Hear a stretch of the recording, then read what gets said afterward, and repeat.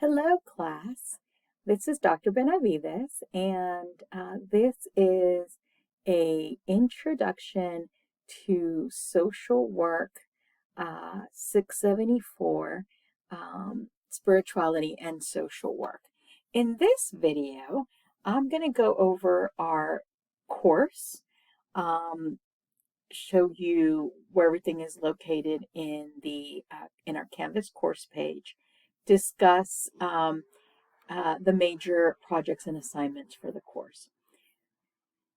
So this is not your first course in our program, so you should be somewhat familiar with the Canvas course page, right?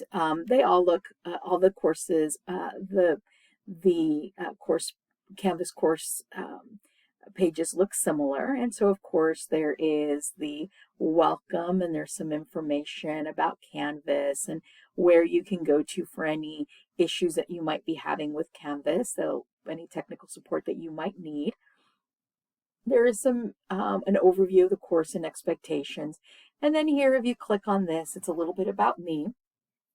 As you know, I also posted an introduction to myself in the beginning of the course, so hopefully everyone's had an opportunity to view that video. And then we have the major projects and assignments, which I'll talk about in a few minutes. And then as we keep going, you'll see here the different modules in this 14-week class. So week 1 will be just an introduction to spirituality and social work. Week 2, we're going to be looking at defining spirituality and social work.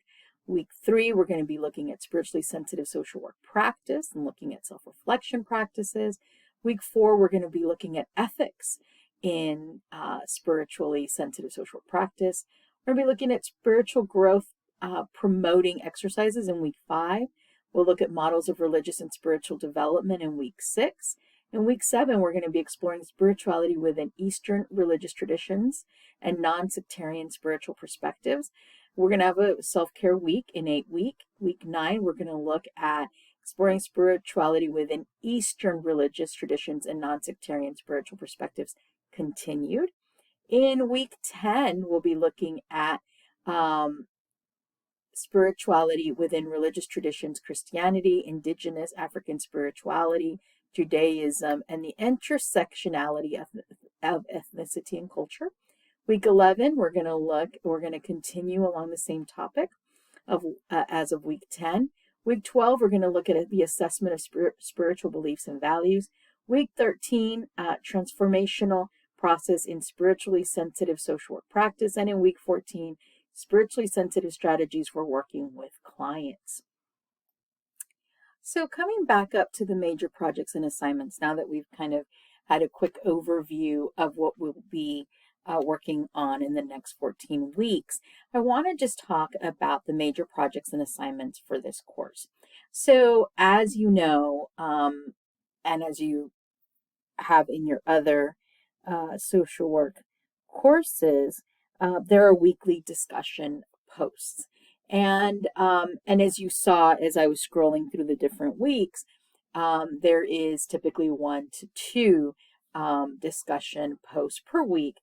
And so the expectation is, and I encourage everyone to make sure that you review the assignment guidelines for each discussion post, because they might be a little bit different. For the most part, initial posts for the weekly discussion posts are due the Thursday of the week in which they were assigned. Response to classmates are due the Sunday of the week in which they were assigned. You want to make sure that you review the discussion post guidelines for each week, because sometimes there may be the requirement for how many classmates you respond to might be different. Sometimes you don't respond to classmates. Sometimes you respond to one. Sometimes you're asked to respond to more than one. Sometimes the word length might differ. So it's important to look at the discussion guide, the assignment guidelines for each discussion post. The second major assignment for the course is an interview presentation that you're going to be conducting. And so I'm going to talk about that next. So the interview presentation has two components to it. But overall, before I talk about the two different sort of the timeline and the two components to this particular assignment, I want to just talk about what's sort of expected in this interview presentation. So you are expected to identify an individual who is of a different spiritual or religious tradition than your own, okay? In this interview, you're going to be conducting ethnographic interview. And the purpose is to really obtain the lived experience of the interviewee. And in this case, you're going to be discussing with them or interviewing them about their spiritual journey. And so an ethnographic interview would include open-ended interviews, right? So you would want to make sure that you are coming into it bias-free, that you are coming into this with the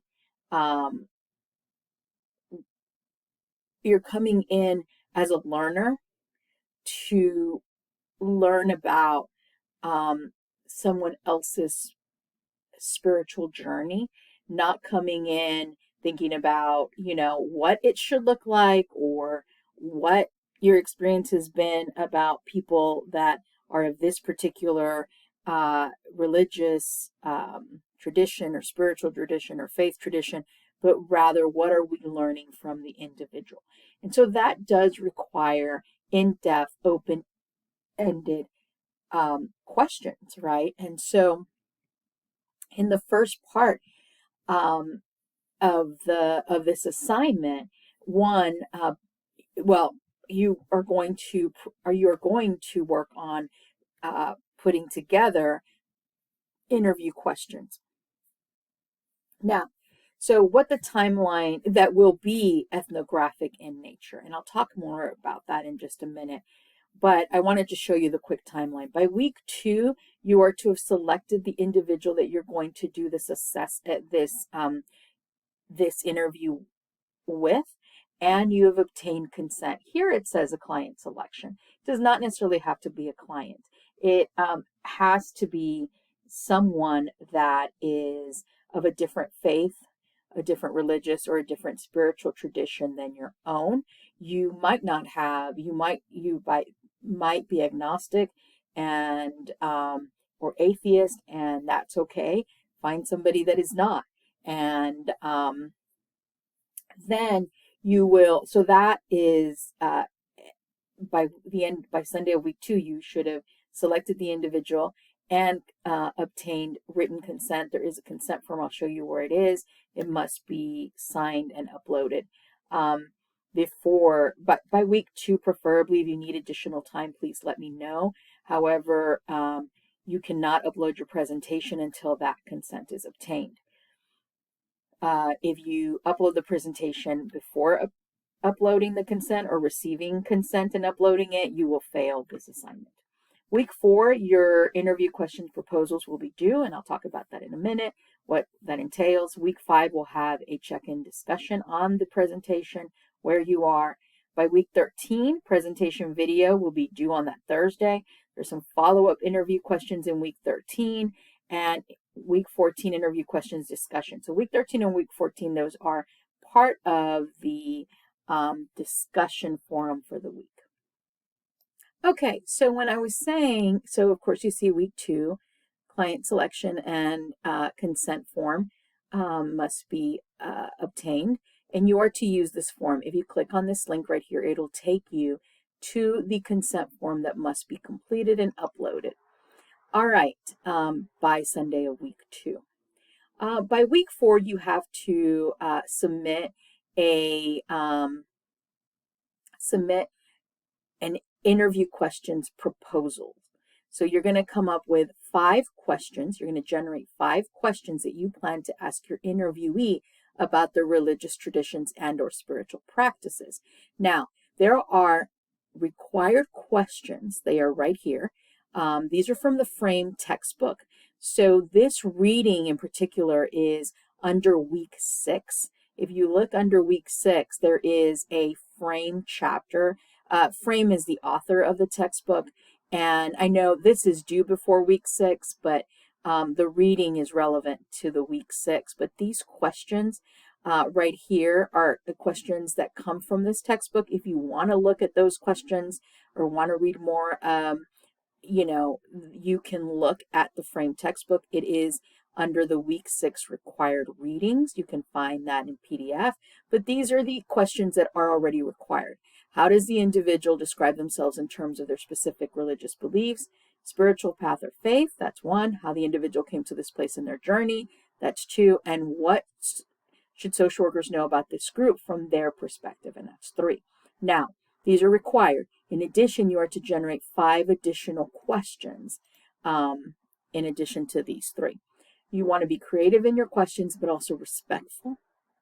Make sure that they are open-ended, not close-ended, and these are due by Sunday of week 4. I will review them and provide any commentary. So if I feel a question might be not, maybe I might make suggestions for changing the questions to be more open-ended, something along those lines, or ask you to rewrite them if I feel that they're too close-ended and you need to come up with more open-ended questions, but I will review them and get them back to you. So you are not to actually conduct the interview until you have received the go-ahead after I've looked at your proposed questions and received feedback that you can move forward.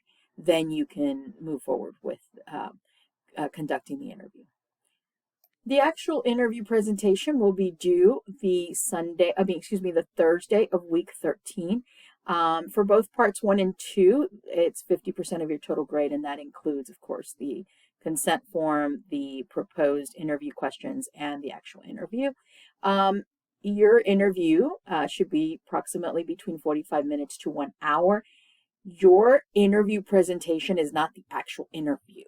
You are not to upload the interview that you are not to if your interviewee allows you to record it to video recorded, audio recorded for your own note taking, that's fine, but you are not to upload any audio or video. So the actual interview is not the actual presentation is not the video or audio of the interview with your interviewee. Now you are able to use direct quotes that your interviewee stated in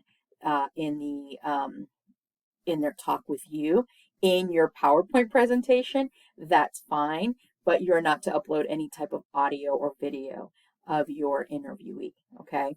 So as I mentioned, there's those 3 required questions, and then there are, if you would like I said in the Frame textbook, page 58, that is under the week 6 required readings. There is some more questions that you can look at and see if you want to add any of those as well, but you must generate 5 discussion questions. Now, the PowerPoint, you are to work on a PowerPoint where you're going to connect the narrative of the interviewee to scholarly material from the course or sources you find using our online database. Include at least 5 sources. One of those sources must be from Viktor Frankl's Man's Search for Meaning, which is a required reading for this class.